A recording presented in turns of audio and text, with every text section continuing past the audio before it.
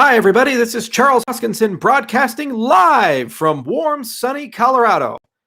I just wanted to make a quick video, talk to you guys a little bit about the latest news of the day. We always have cool, interesting things coming out. Today, we had the audit report from Route 9B finally released.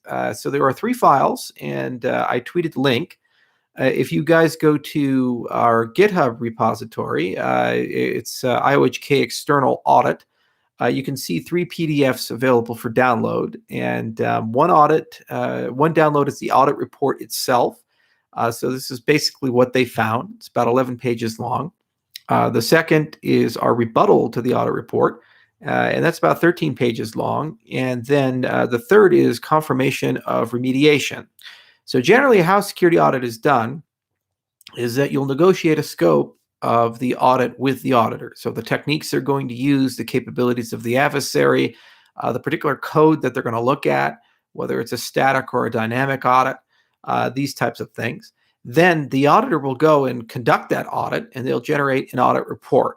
They provide that audit report to us, and then they give us a chance to write a rebuttal to the audit report. And this is where we either explain that it's not a concern to them. We say, hey, that's right, and we're going to fix it. Or we say, hey, that's right, and we're not going to fix that. Those are kind of your options with a security audit rebuttal. Then we write that down, and then those go to the auditor. The auditor reads it, and then the auditor says, oh, okay, we agree with you.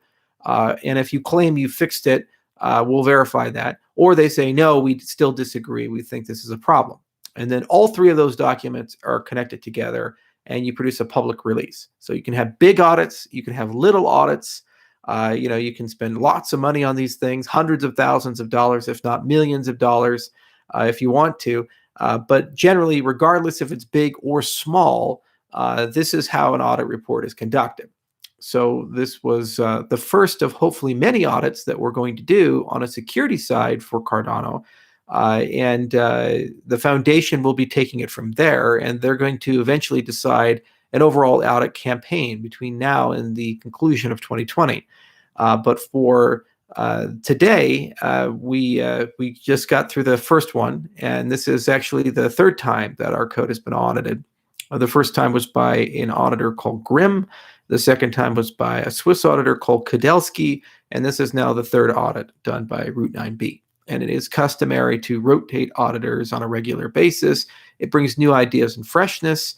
It also adds a little bit of diversity in thought, and it also prevents stagnation. So Route 9B is the primary auditor for the time being, and I suspect others will come. But we wanted to make sure that we are as transparent as possible, so we've published all 3. We've been given a clean bill of health for the scope of that particular audit that they did. And Charles Morgan will go into far more detail at the product update on April 30th when we do that live. So he'll provide all that information to you guys and go through the audit report as written. And in that repository, the external audit repo, which I'll put into the description of this video, and it's also available on our GitHub page. If you take a look at that, that's where we're going to put not only this audit, and have put this audit, but all future audits that are done. Now, you can do other audits as well. You can do process audits, you can do documentation audits, above and beyond security audits, for example.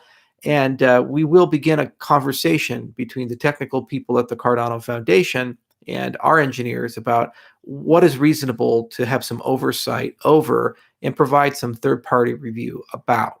In particular, I'm quite interested in assembling a red team for documentation about Cardano. So as we launch Shelly, we are going to publish a bunch of updated documentation for Shelly, and you're already starting to see some of that trickle out. For example, the beta documentation of Adrestia for exchange listing. So that's just one of many components that have to be clearly documented. And we have Rob Cohen and others working very hard at basically making sure we get that done in scope for the launch of Shelly. But documentation is only as good as those who consume documentation.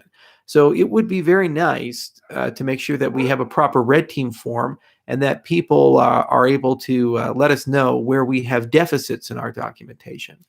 and where we can explain things a little bit more cleanly and clearly, or if there are contradictions or holes, for example, in the documentation. There are other things that can look at, like, for example, code quality. As I've mentioned repeatedly, our code quality, I feel, is the best in industry. And this is because we are using techniques and processes that no one else in industry is using. So it would be interesting to get some third-party validation of that.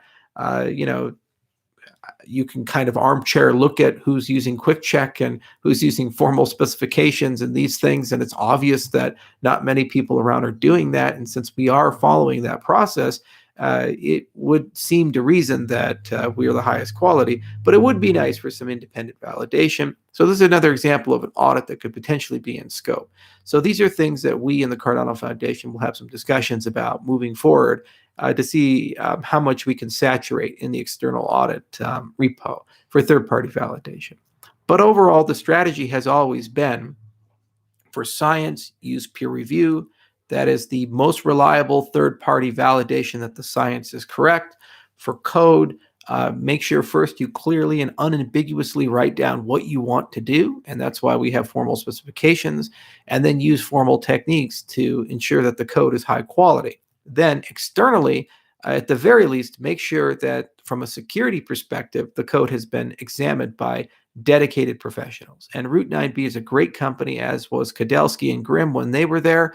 And Route 9B has certainly well more than talented people who both can understand Haskell code, but also understand operational security, code level security, all the kinds of things that you'd really care a lot about when you're thinking about how do you deploy these things in practice and how will people actually be able to attack the systems.